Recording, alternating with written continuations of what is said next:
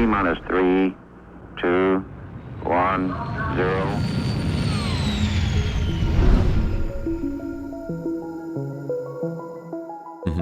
And by that time, we do know, as I'm seeing some chat going on in the podcast chat right now, they have. I'm actually still a little uncertain about this. You probably will both know better.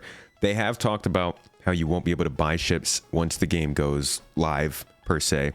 I'm thinking they're gonna continue to sell cheap ships, like ships that are less than like $80, maybe $100, but they have indeed confirmed that they're not going to be selling these ships anymore after the game is funded and ready to go live, correct? So here's the catch. They said that they will no longer sell ships, but they will sell ship packages. So I also think they're going to sell new ships, Paul. They've hinted at that too. Selling what? The concept ships, basically. I guess. And they also talked about upgrading ships, so like a new version of the Hornet or a new version of the Constellation. I don't know about concepts. I mean, it makes sense because like that's how they would make the concept. That would be like, oh, okay, it's going to be the patch next year, so get hyped for that. But I don't know about the sales. So if you kind of look similar to what they've got now, so say they bring out a new ship and you pay X amount of dollars for it, and you get 6 months exclusivity before people can actually buy it in game. So how would you feel about that? If you say you bought a Constellation for, I don't know, it's the new Constellation or whatever, and you can buy a CCU to go from the one you have to it, or you can buy it outright, but then you have 6 months exclusivity before anyone else can use it in game. See, that's paywalling an experience.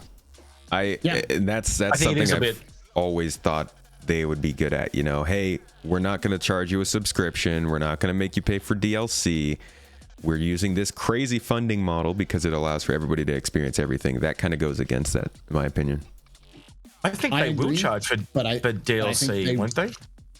I mean, they've said that they will not do a DLC in the same, like if they're going to do a DLC, what they said it would be like an Alien experience, like playing as a Tavaran, or as that's what I meant.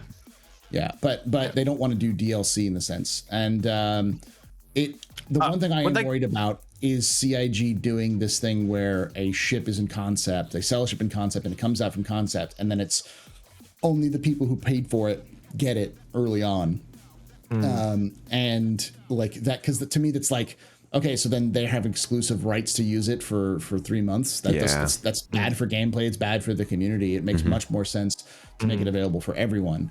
Except the thing that why you buy it in concept is you're guaranteed to get it when it comes out, rather than having to fly to the area where it's being made and purchase it with UEC where it'd be sold, which wouldn't be a guaranteed to get it because it could be backlogged for sales and that kind of stuff like that. I like that.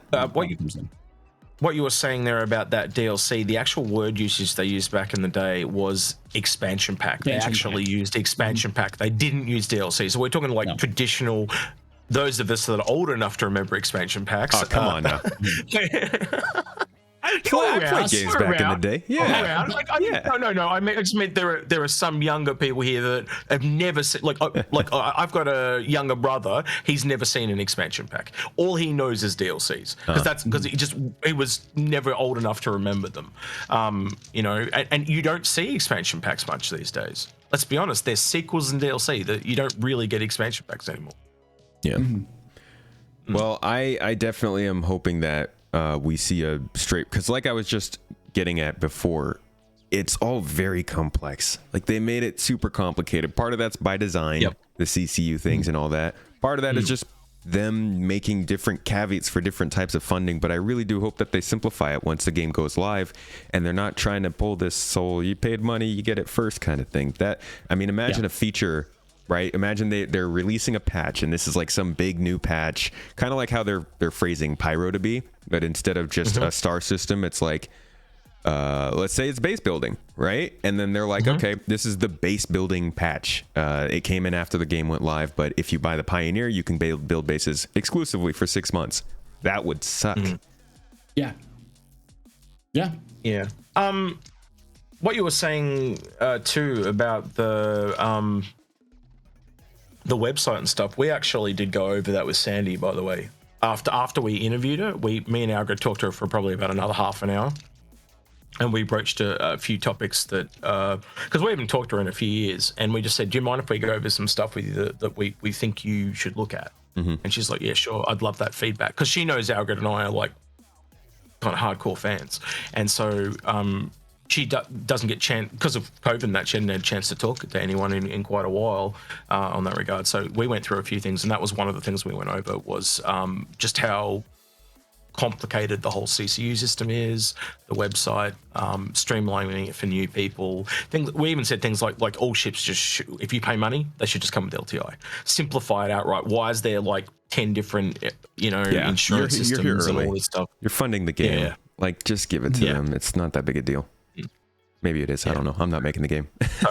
So maybe she talks to Chris. Maybe she doesn't. I don't know. I'm hoping that message gets through.